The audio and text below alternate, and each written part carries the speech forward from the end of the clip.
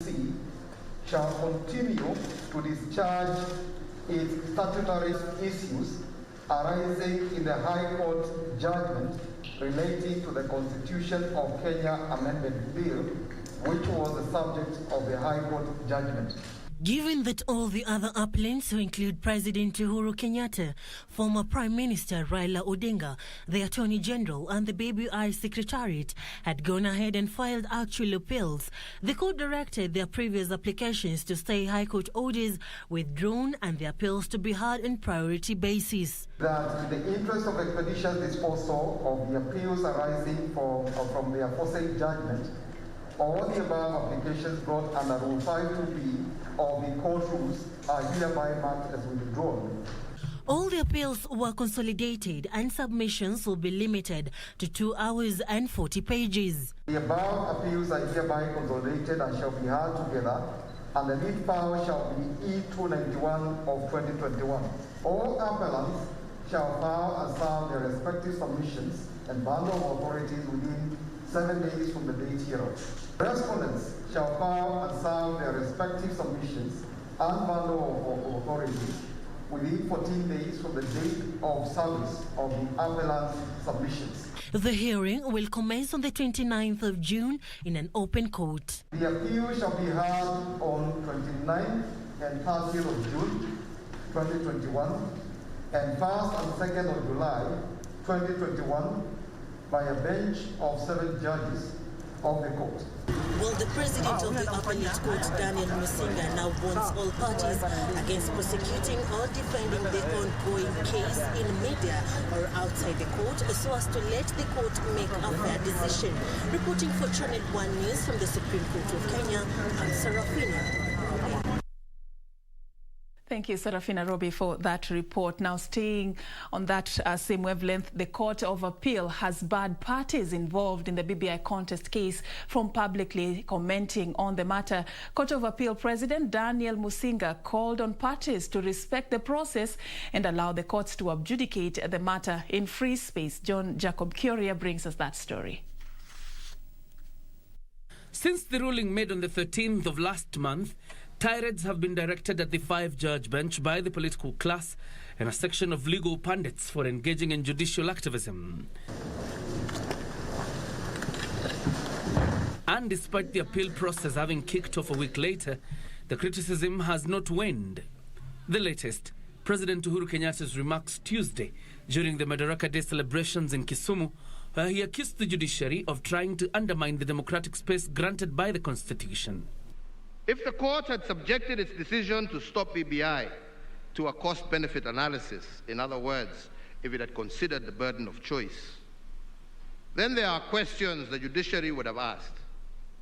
If we indeed were at a constitutional moment, is a decision against BBI a decision in support of the status quo? If BBI were to be stopped, who carries the burden of choice? On whose shoulders will ethnic majoritarianism rest?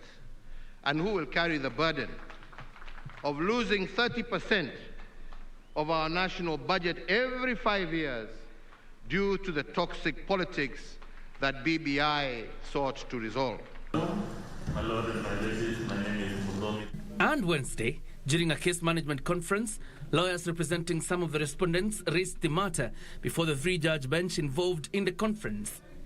This prompted Court of Appeal President Daniel Musinga to warn the parties and their lawyers against prosecuting the BBI case in the media. Let us realize that we have an important judicial process that must be handled in a very sober manner, and let us not begin to, as it were, prosecute or defend our respective positions outside there in the media. Judge Musinga calling on the parties to allow the court to adjudicate the matter without undue pressure. Please allow the court to make a fair, properly informed decision without unnecessary attacks commenced by all concerned. This as a section of the clergy called on the executive to cease from attacking the independence of a judiciary. In an apparent reference to the Madaraka Day remarks, the Church and Clergy Association of Kenya urged the judiciary to be a fair arbiter. They rule any case according to the law and according to the merit of the case presented to them. We are advocating for completely obedience and respect of judiciary, and we expect the new CJ will not let down Kenyans on that.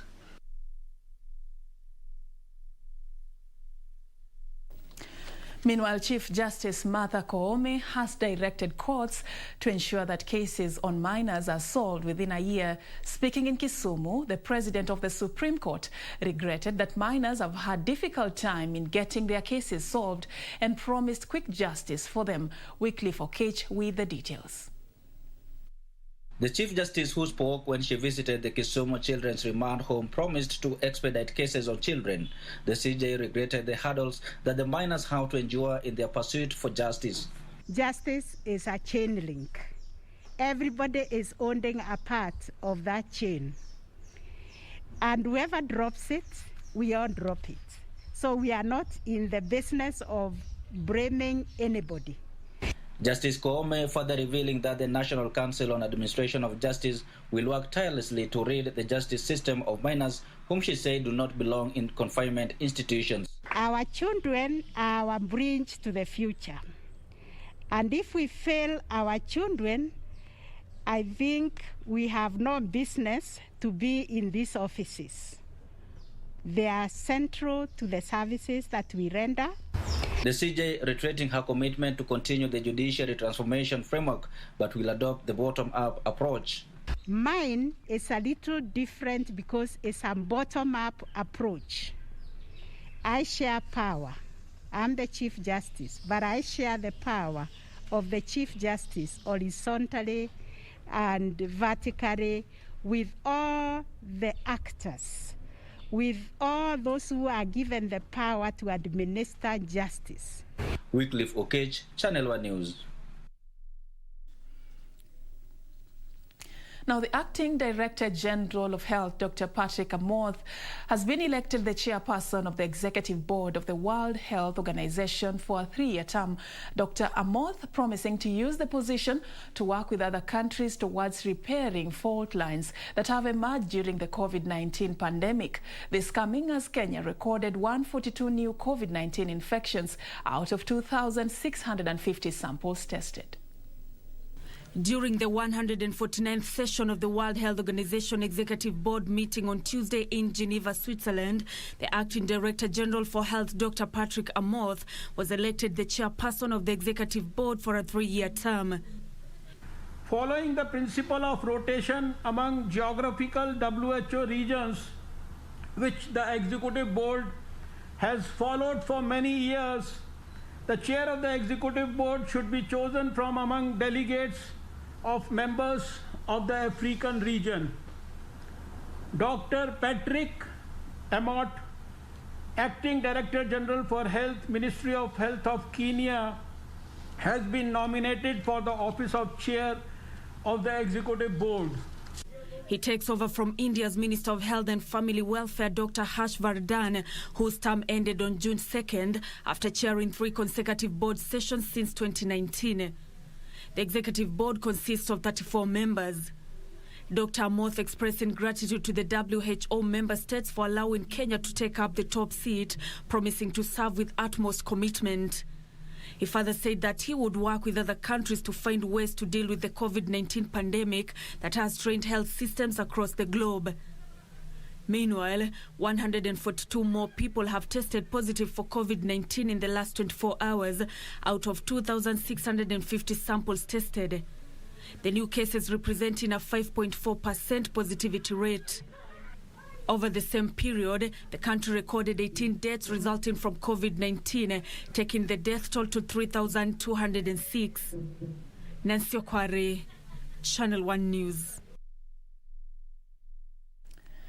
And on to this unfortunate story. A body of a third-year female student from the Masinde Muliro University of Science and Technology has been found dumped a few meters from her rental house in Kefinko area in the outskirts of Kakamega town. Residents and fellow students suspect the victim was defiled before she was hit with a blunt object by her attackers. Police have launched investigations into the matter. At the Kefincho area near the Masinde Muliro University of Science and Technology, students and residents stare in utter shock and disbelief at the lifeless body of a third-year student said to have met her untimely death a few hours before dawn. Her room now empty with little clues as to what may have transpired during the night. The locals faulted the county government for not taking the security of the locals and students in the area seriously after street lights that have been reported as dysfunctional are yet to be repaired. Hapa kuna taa, security ya taa kuna. Mbona hii vitu inafanyika? Hii sio mara ya kwanza. Imetendeka mara 3-4. Na mzazi ametekemea mtoto yake kama huyu. Tume-launch official report even kwa ofisi ya Oparanya. Akatupea mpaka namba, akatuambia in case of anything call us direct on SMS. We as students, we as leaders, tuna SMS like there's nothing has been done. Others were however of the opinion that the deceased might have been killed by her fellow students. We have come from different backgrounds, but now you find that it's a friend who has done that. Tafadhali comrades, it is the high time that we be ourselves cured. Nyinyi wenyewe mjiangalie, mjue hii kisa imetoka wapi. As the lifeless body of the student was ferried to a waiting police vehicle, it is the hope of the locals and students that the investigations will bear fruit and those behind the gruesome acts will be brought to book. Yusuf Farr, Channel 1 News. Now moving on, in a near supernatural circumstance, a KISII County government driver is recuperating at Mwingi Level 4 Hospital after he was bitten by a snake that he claims dropped from the sky. According to David Musioka, the mysterious snake was dropped on top of his car by an eagle, and before he knew it, the serpent slithered into his car and bit him. David Musioka will forever remember the movie-like Monday incident that began and ended within minutes and left him nursing a snake bite in Mwingi Level 4 Hospital. Musioka, who is a driver at the KISII County government, narrates how the snake, disentangling itself from the very jaws of death, landed on top of his car. Nikasikia pop. Sasa ile kusikia hivyo. Kutoa kichwa ndio naangalia nini imeanguka kwa siko karibu na mti. Niko kwa barabara na hakuna kitu. Ndio niliona nyoka inaanza kuingia kwa gari kwa kioo. The fight, the confusion and the screams attracting nearby Kwambugu market residents. Ndio kuangalia nifanye nini, akaweza kunima kwa mkono. Kutoka naye kioo kwa mkono mpaka kwa barabara. Na watu wenye waliniona wakakimbia. But as his rescuers were discussing on how to rush the patient to the hospital for treatment, the forgotten predator, that's the ego, had other ideas. All of a sudden, kidogo tu, wakitafuta venye watafanya hiyo nyoka waichome ama nifungiwe niende naye. Ule mwewe akakuja mpio, akachukua huyo nyoka tena na wakapanda juu.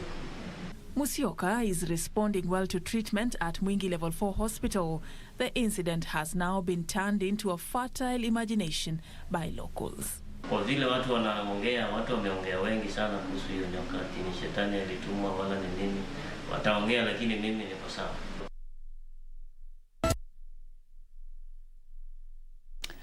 David Musioka there trying to connect the dots onto what might have transpired during this particular incident. It's called The Wonders of the World. That mysterious story takes us to our first break right here on KBC News Hour. We are coming back with much more. Please don't go too far.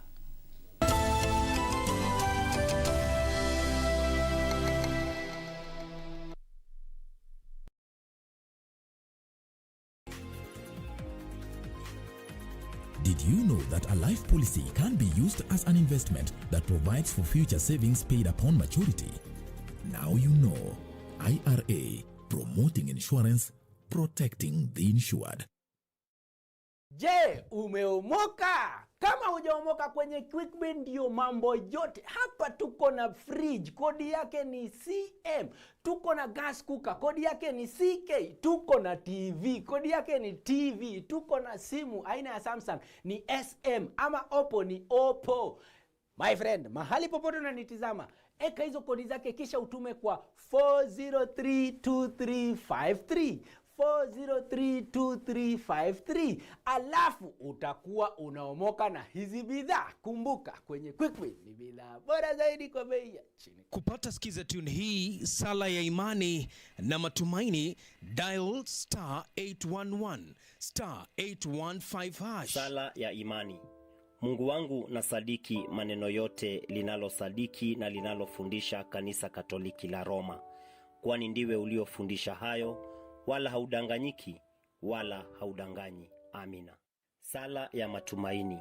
Ili kupata skiza tune hiyo ya sala ya imani na matumaini, dial *811 *815 #, *811 *815 #. The greatest rally in the world is back in Kenya.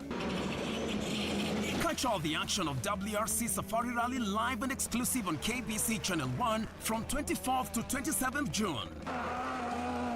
See the world's best drivers navigate their machines on Kenya's rough terrain at breakneck speeds. Experience the thrills, adrenaline, drama and excitement as man and machine do battle. Don't miss out. WRC Safari Rally, live and exclusive on KBC Channel 1, your true sports partner. Next on.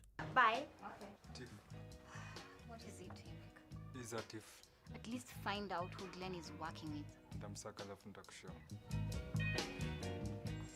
Kama unataka uzuri, usichukue pesa ya huyo mama. Utaenda jela. Unataka kumwaga uga. What do you think is going to happen once you solve your father's mystery? Let's wait and see. If I go down for anything whatsoever, you better believe I'm taking Joel and Chris with me. I can't take this anymore. I'm done. Cheki, mimi naona tuishie. Wewe zidi. So this is your game plan?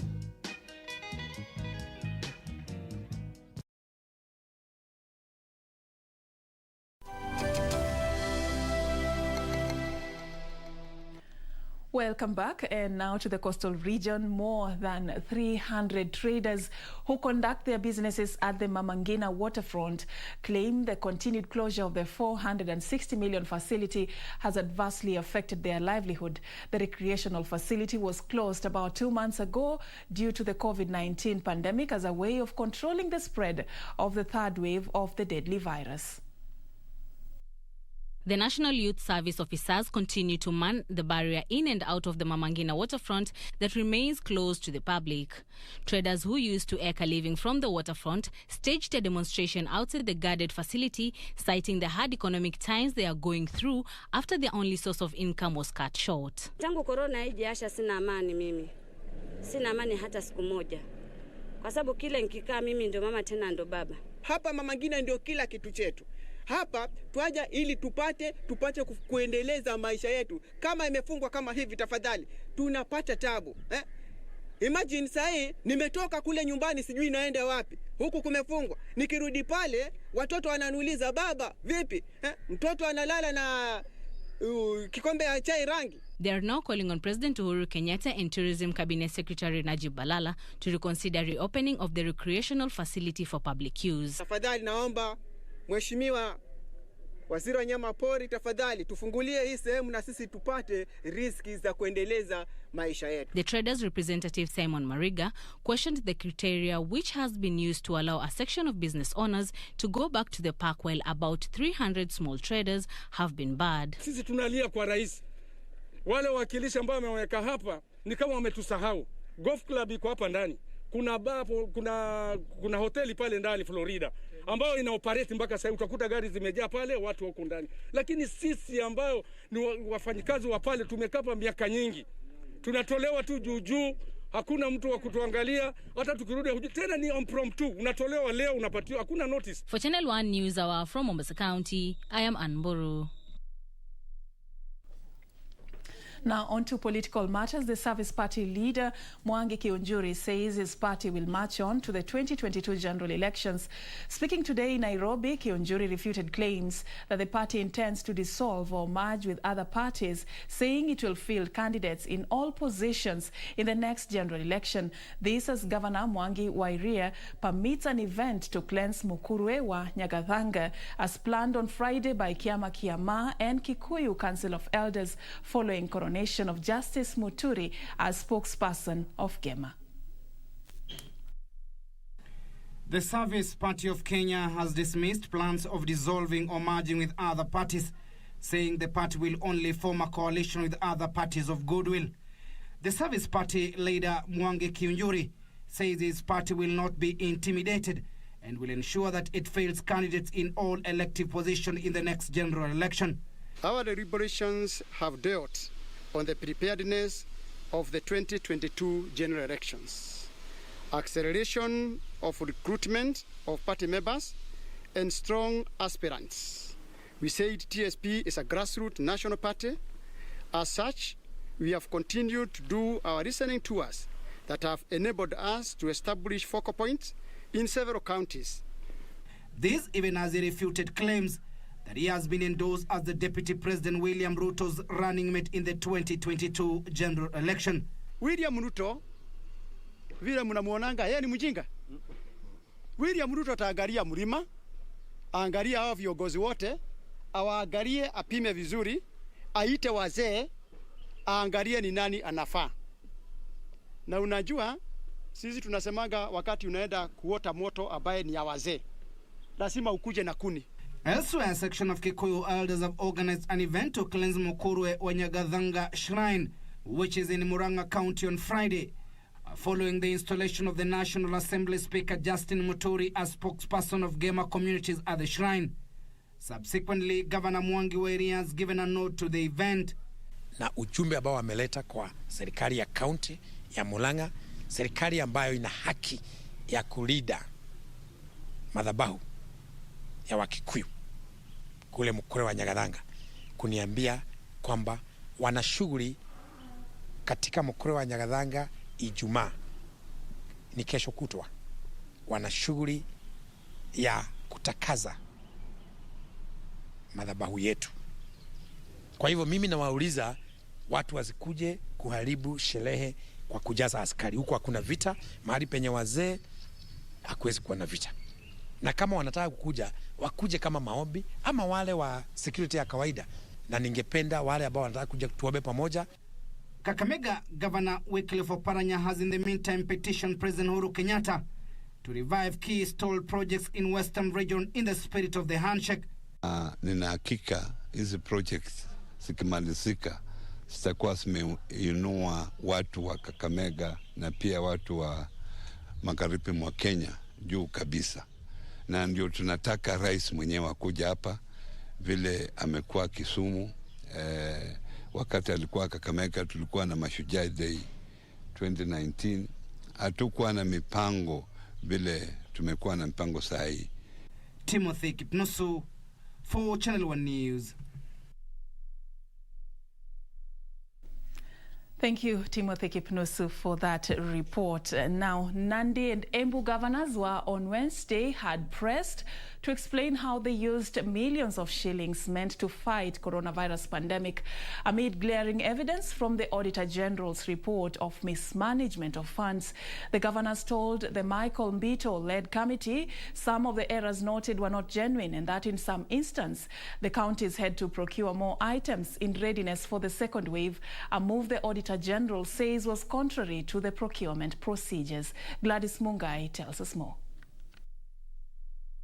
The Senate Committee on Health on Wednesday sought answers on the alleged misuse of millions of shillings by the Embu and Nandi counties after the Office of the Auditor General in its audit queries indicated massive loss of millions of shillings of the monies meant to caution Kenyans from the virus. Senators seeking to understand why the county government of Nandi used over 200 million shillings in medical allowances and procurement of items, yet the funds were not budgeted for and approved by the county assembly. This as Embu County executive, who had appeared virtually before the committee over COVID-19 funds queries, denied payment of undelivered items and double payment of staff. An embattled Nyandarua County Speaker, who earlier today appeared before the devolution committee, says his rules have been orchestrated by the governor over his stand on corruption in Nyandarua. Speaker Ndego Wahome, who in his submission says the Ethics and Anti-Corruption Commission must investigate corruption in Nyandarua, claims 10 members of the county assembly who are supporting him can no longer access the assemblies for refusing to vote for his removal and have since been removed from committees. Nyandarua is a case that should be used by the Senate to clearly send a message to devolution and to the governors who believe that they should not be accountable to anybody. Because the problem share of Nyandarua is about the assembly being firm on issues of corruption. Not be dealing with fresh allegations every other day we meet or fresh developments every other time we meet. We will therefore, as a committee, retreat and define the issues that we will wish to determine and also those that should go back to the county assembly. Meanwhile, the Energy Committee has summoned Energy Cabinet Secretary over the rampant increase in fuel prices in the country. We are invoking the relevant law in accordance with the orders of the Senate, and he is being summoned, which is a serious matter, to appear before this committee on June 14th, failure to which we will invoke the enforcement of the law to make sure that he appears and answers questions as required by the law, as required by the Constitution, on behalf of Kenyans. For Channel 1 News, I'm Gladys Mungai. From Parliament, let me take you along the corridors of justice, where the court has adjourned a criminal case facing businessman Humphrey Kariuki over his health concerns. Peter Njenga, who is the second accused, said that Kariuki was not in a position to stand trial until cleared by his doctor. Meanwhile, a man has been arraigned before a Maralal court for impersonating as a Kenya Defence Forces official with intention to defraud. The court adjourned a criminal case against businessman Humphrey Kariuki on health grounds. According to the second accused, Peter Njenga, Kariuki was not in a position to stand trial. Kariuki's lead lawyer, senior counsel Philip Murgor, also withdrawn from representing him. However, his other lawyers, Kioko Kilukumi and Cecil Miller, told trial magistrate Francis Andai that they were ready to proceed with the case in which their client was charged in 2018 on allegations of tax evasion. The magistrate directed that the second accused, Peter Njenga, avails the medical report on 9th of June 2021 for the court to make consideration on how the matter will proceed. Meanwhile, a man has been arraigned before a Maralal court in Samburu County to answer to charges of making a false Kenya Defence Forces document with an intent to deceive or defraud. Appearing before Senior Principal Magistrate John Tamar, the accused, Vincent Lishan, pleaded not guilty to the charges that on 18th March 2013 he made a Kenyan Defence Force certificate of appointment purporting to be genuine certificate issued by the Kenya Defence Forces. He also pleaded not guilty to the offence of personating a public officer, where he falsely presented himself to Baragoi Police Station, OCS Chief Inspector Wilfred Makori, on 23rd May 2021 as a person employed by KDF. The court directed that the accused be remanded at Maralal GK prison for a period of 14 days. And the Marsabit County-based police constable who was arrested over the brutal murder of a matatu conductor in April this year at Stage 1 in Ongata Rongai, Kajiado County, has pleaded not guilty before a Machakos High Court. Appearing before Justice George Odunga, the suspect denied charges that he and others who are not in court arrested the deceased alongside two others only identified as Njenga and George for violating curfew orders. The three were assaulted before being bundled into the trunk of a private car The victims are then reported to have been driven to Tuwala Bridge area where they were dumped. The court can determine whether there exist reasons to deny the accused being released on bond pending the trial, while ordinarily the prosecution should, by the time the plea is being taken, have decided and prepared an affidavit by which they intend to oppose the release of an accused on bond. In this case, I'm informed that there are vulnerable witnesses that ought to be protected, considering the interests of the accused, the witnesses, and the prosecution. I direct that the prosecution do file and serve an affidavit within 2 days. Reporting for Channel 1 News, I'm Serfine Achieng, Ouma. Now, moving on, tension reigned high at KISII County Assembly Wednesday following a court order restraining the beleaguered Speaker David Kombo. The House failed to resume its proceedings as a faction of members opposed to the Speaker's return vowed to prevent his entry into the chambers. More of this and others in our county newsroom.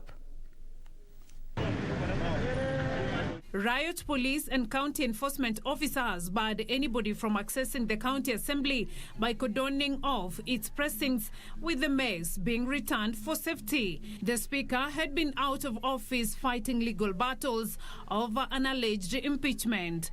Enraged residents of South Mugirango claimed a political motive from a group of MCAs sponsored by the county executive to reject the speaker. Kama sisi watu wa South Mugirango na vijana kwa jumla tunasema ya kwamba tuheshimu court na ile mawaida yote imetolewa, tungoje koti amue peke yake. On the same charters, the Kenya Medical Supplies Authority KEMSA has in the meanwhile moved to decentralize its services and reduce the time taken to deliver medical supplies to public facilities. Under the new reforms, the authority will open 3 new depots in Mombasa, Kisumu and Meru as one way of bringing services closer to the people. This came as the medical supplier noted that the 2.4 billion shillings it was owed by counties was adversely affecting service delivery. If we don't get paid in time, you'll find that there's a knock-on effect. We are unable to pay our suppliers on time. Therefore, our order fill rate is low. So that's what we are trying now to close that loop. And it's one of the reasons why the county pharmacists are here. We're having this forum, so that we can show to our customers, the counties, where we are on that and what it means to be owed the kind of money that we are owed. Elsewhere, chicken farmers in Migori County are soon set to reap big if proposed multi-million chicken processing plant is constructed within the proposed 3 months period. Speakers during the groundbreaking ceremony for proposed chicken processing plant at Nyailinga, Suna West Sub-County said the project will empower farmers at the grassroots level. I hope this will go a long way to increase profitability of chicken value chain among the farming community. This plant will receive and slaughter live birds aimed at value addition for the farmers. Meanwhile, threats from marauding elephants have adversely affected learning at Ikilunyeti Primary School in Merueshi, Kajiado East Sub-County. Pupils are forced to report to school at 9 a.m. and leave by 3 p.m. The residents in the area are lamenting that their children get to school late, and this is affecting their performance. Mambo ya wanyama sasa tutaweza kuwa aidha marafiki ama tutajua namna ya kuishi na wao, kwa sababu shule yetu imepakana kabisa na pori, na ikipakana na pori basi tunanyang'anyana vitu nyingi, maana watoto wetu wanaenda kwa mito, wamama wanaenda kwa mito, ng'ombe wetu wanakunywea hapo, wakati mwingine wanakuja na wanaziba yale visima vya maji. And at least 10,000 learners from Thika Town constituency, Kiambu County, have benefited from bursaries worth 27 million shillings from the local CDF kitty. Area MP Patrick Wanaina, while issuing the checks, claimed that the area has been receiving meager funding from the government compared to other constituencies with high population. The 3,000 would have increased to about 6,000. Today, as I speak, I know there are some constituencies that are doing 50,000 per student, 100,000 per student. Beatrice Gatonyangetich, Channel 1 News. Elsewhere across the globe, fears of environmental disaster emerge as cargo ship ferrying chemicals sinks off the coast of Sri Lanka. The Singapore-registered ship had been on fire for almost 2 weeks before the blaze was put out this week. However, the Sri Lankan and Indian navies had worked jointly over the past few days in an attempt to put out the fire.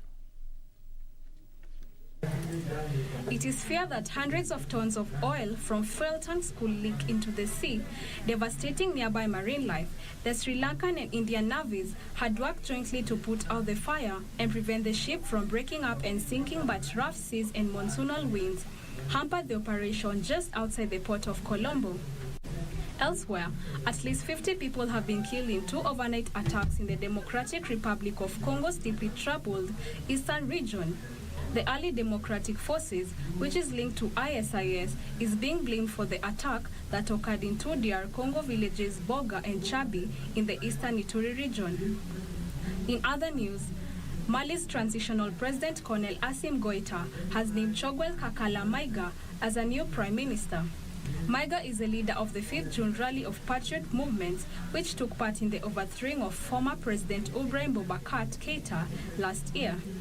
The former President Mokhtar Owen and former Transitional President Bando, who are accused of violating the transitional agreement, resigned last week after another coup.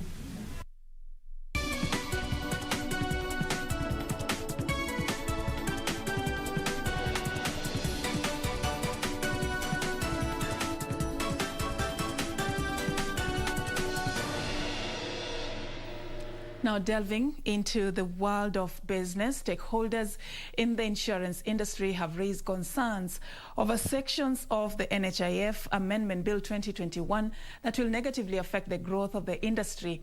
Association of Kenya Insurers CEO Tom Geshuhi says the proposal to make it mandatory for every Kenyan above 18 years to contribute and be a member of the NHIF in both formal and informal sector, and the requirement for employers to match employee contribution will impact the cost of labor. The NHIF Amendment Bill 2021, currently before Parliament, proposes that every Kenyan above 18 years make an annual 6,000 shillings contribution to the National Hospital Insurance Fund.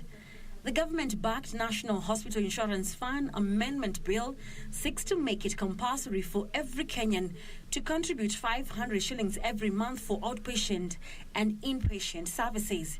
Although the proposals have been backed by Kenyans, stakeholders in the insurance industry say the requirement for employers to match employee contribution will impact the cost of labor, adding that employers who have supplemented their employees' NHIF insurance cover with private medical insurance may withdraw or considerably reduce private insurance benefits to employees to mitigate rise in labor costs.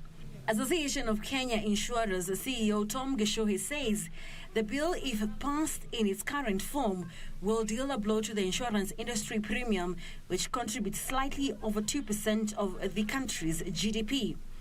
He proposes that employers who are able to sponsor their employees for private medical covers be exempted or allowed to opt out, provided they are able to demonstrate that they are offering more than the basic healthcare services. Geshuhi further says the bill should provide room and encouragement for voluntary action by individuals to provide more than the minimum required cover. The bill also proposes that where one has a private insurance, the private insurer will be required to pay first, and NHIF will come in once the benefits from the private insurers are exhausted. This, according to Geshuhi, will increase the cost of providing medical insurance, reducing the uptake.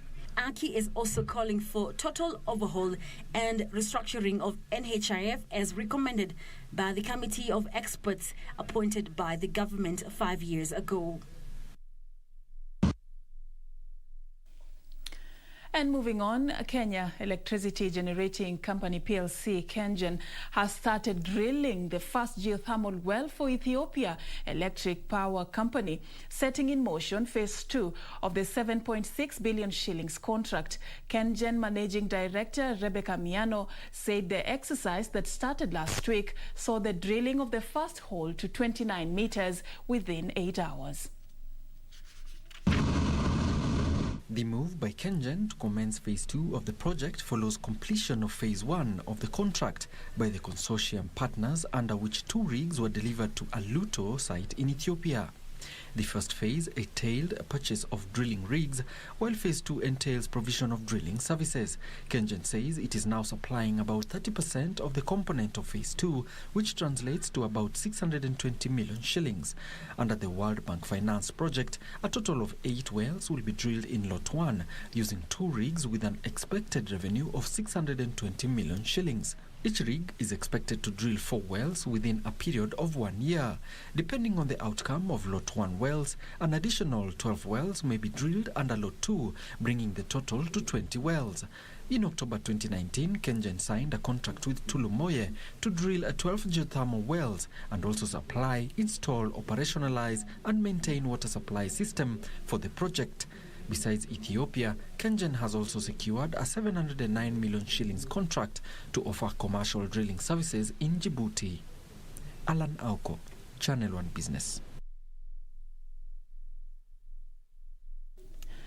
Meanwhile, Equity has been ranked Best Overall Bank in Kenya and Best Bank in Sustainable CSR in the 2021 Banking Awards. The awards by Think Business also ranked Equity Bank as the best Tier 1 bank in the country. Family Bank has received a formal approval from the Capital Markets Authority to raise up to 8 billion shillings through a multi-currency medium-term note by way of public offer. Details of this and more in today's corporate briefs. In the leadership categories, Equity Group MD Dr. James Mwangi was crowned CEO of the Year for his contribution to financial inclusion, for steering the dynamism of the region's banking sector, and for his role in championing corporate social investment in the various communities that Equity operates in. The Banking Awards by Think Business, which have been running for the past 16 years, are organized by Think Business Limited, a research company specializing on the financial sector. Elsewhere, Family Bank has received a formal approval from the Capital Markets Authority to raise up to 8 billion shillings through a multi-currency medium-term note by way of public offer, in what the bank said is to strengthen its capital base and support lending.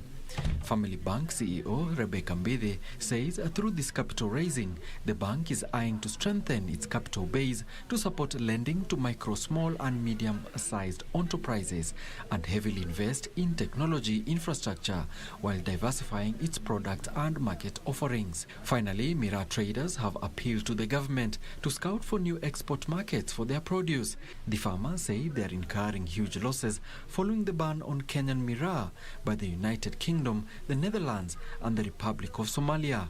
In June 2014, the United Kingdom, home to one of CAT's biggest markets, declared the stimulant a Class C drug and banned all imports, plunging Miraa farmers into huge losses. The traders say they used to export 50 tons of cat to Somalia daily, raking in more than 180 million shillings from Somalia. Naomba tu kwa CS wetu wa agriculture Peter Munya aweze kutuangalilia soko la miraa hata nchini Kongo.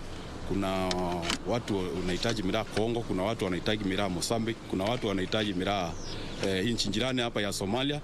Waziri wetu wa kilimo Bwana Munya, bile unafanya KTNDA ndio wakulima wa mayani wafaindike, fanya pia kwa sisi watu ya miraa tuweze kufaindika na haya marekebisho yote ambayo unafanya.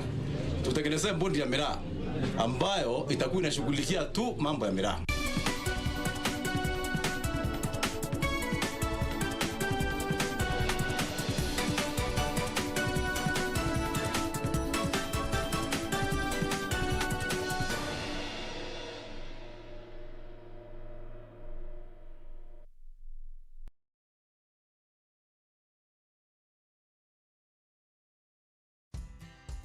Banki imeconfirm pesa zimeingia. Congratulations Sam, gari ni lako sasa. Shukran.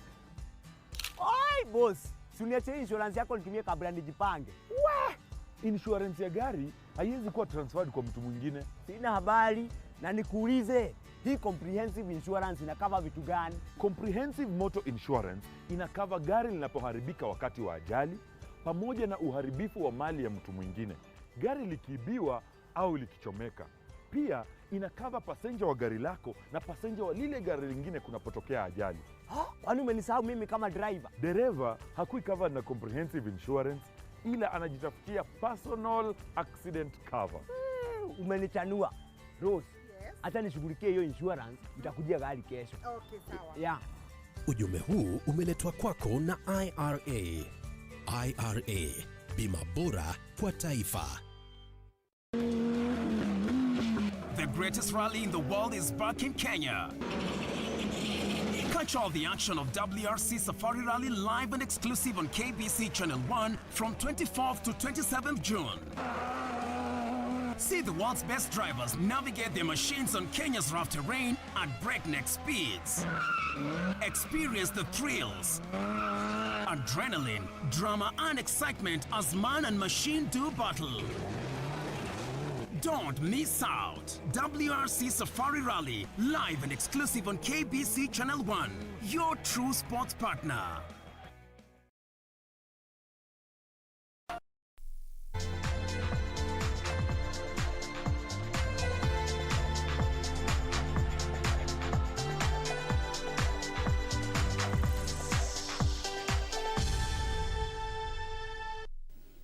Time now for us to cross over into the world of sports. Now, Kurume City has pulled out of hosting Team Kenya for the Tokyo Olympics pre-games training camp. The communication received by Olympics Kenya from the city officials said COVID-19 infections have rapidly spread in Kurume since mid-April. In addition, the officials said the nationwide spread of infection did not subside even in May. Kurume also communicated that the sports facilities that were scheduled to be used for the pre-games training camps are being utilized as vaccination venues. All qualified teams except athletics, middle, long distance and swimming were scheduled to travel starting 7th July for the pre-games camp to acclimatize ahead of the games.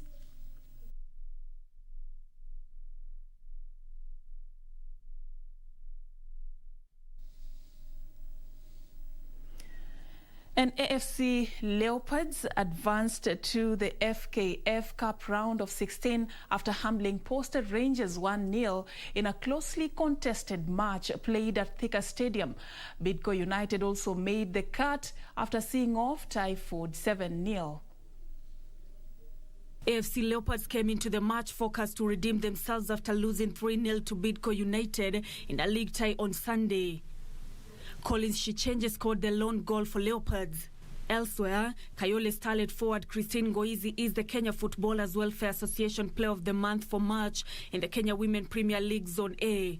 Ngoizi, popularly known as Kachali, played a key role for Kayole starlet in March. So in future, nataka maybe at the end of the year gala, at least niko kwa one of the prizes juu na believe my potential, na believe my teammates, my teamwork, na ability na give, maybe neza get something in return.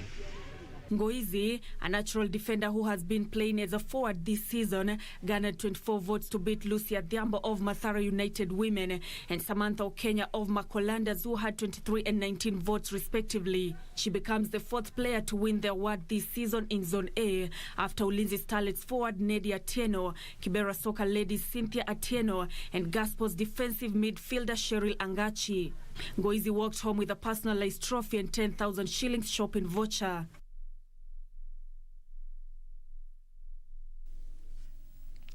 And reigning world under-20 cross-country champion Beatrice Chebet followed up her Doha Diamond League win last Friday with a burst of pace in the final 200 meters win to the women's 5,000 meters at the Meeting International du Mont-Hail in France in a meeting record of 14 minutes, 52.06 seconds.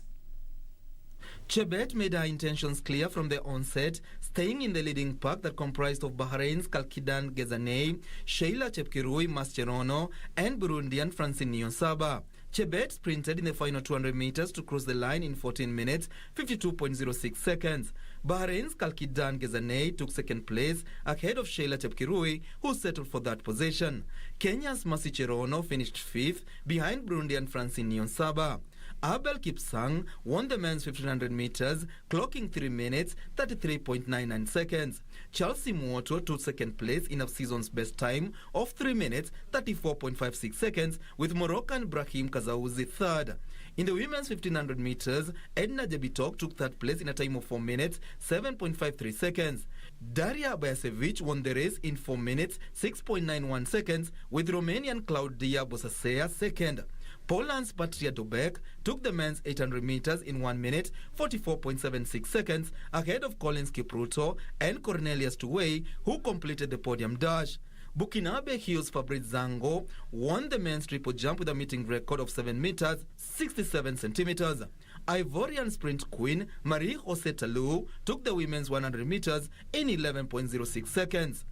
Karanja David for Channel 1 Sport. Wales will take on world champions France on Wednesday in their first friendly in preparation for Euro 2020. The trip to Nice will pit Robert Page's men against the side currently ranked second in the world, having lost to Belgium in March.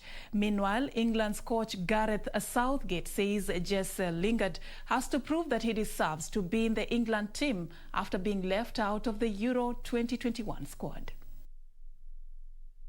Wales prepare to take on world champions France on Wednesday in their first friendly in the preparation of the Euro 2020. Interim manager Robert Page plans to monitor his players' workloads before their opening Euro 2020 match against Switzerland in Baku on 12th of June. France, who won the 2018 World Cup, will be among the favourites for this summer's delayed European Championship, boasting a squad packed with stellar talents such as Kylian Mbappe, Karim Benzema and N'Golo Kante. The goal, Lingard's breaking, here's Antonio as well. Can they get this right? It's to Lingard, is he going to finish this? Yes he is, it's 2-0. Meanwhile, England's coach Gareth Southgate says Jesse Lingard has to prove that he deserves to be in the team after being left out of the Euro 2021 squad. Lingard endured a difficult time at Manchester United over the past couple of years and barely featured for the sides this season, playing in 2 Carabao Cup games and the FA Cup third round. He joined West Ham on loan for the rest of the season in January, where he showcased his abilities, scoring 9 goals in 18 games to help the Hammers qualify for the Europa League next season. But his form in the second half of the season was not enough to convince Southgate of a place in the 26-man squad for the Euros, instead being named on the standby list. Aaron Ramsdale, Ben White, Ben Godfrey, James Ward-Prowse and Ollie Watkins also failed to make the cut but may be called upon if a player pulls out through injury.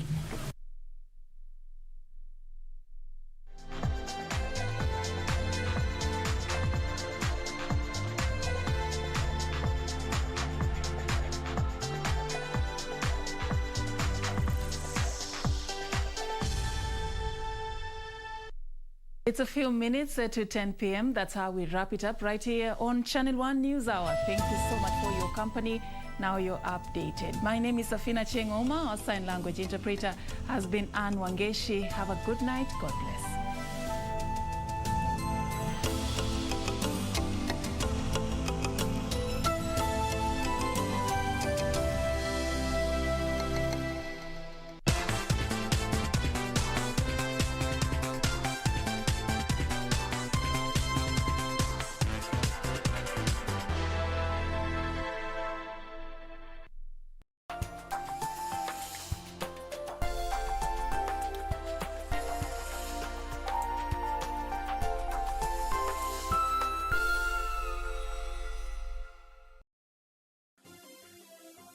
Vera Beauty College. Vera Beauty and Fashion College, with branches in Nairobi, Eldoret, Thika and Meru. Did you know that we are a TVET approved institution? We offer courses in fashion design, interior design and soft furnishing, event decoration, flower arrangement, event planning, hairdressing, barbering and dreadlocks, beauty therapy, makeup, nail technology, spa massages, teaching skills, TOT, solo business management, and many more. Register now and visit our website on www.verabeautycollege.com. You can also call on 0725 923 550 Nairobi branch, 0728 087 689 Eldoret branch, 0722 22 7428 Thika branch, 0725 000 706 Meru branch. Vera Beauty and Fashion College, a TVET approved institution.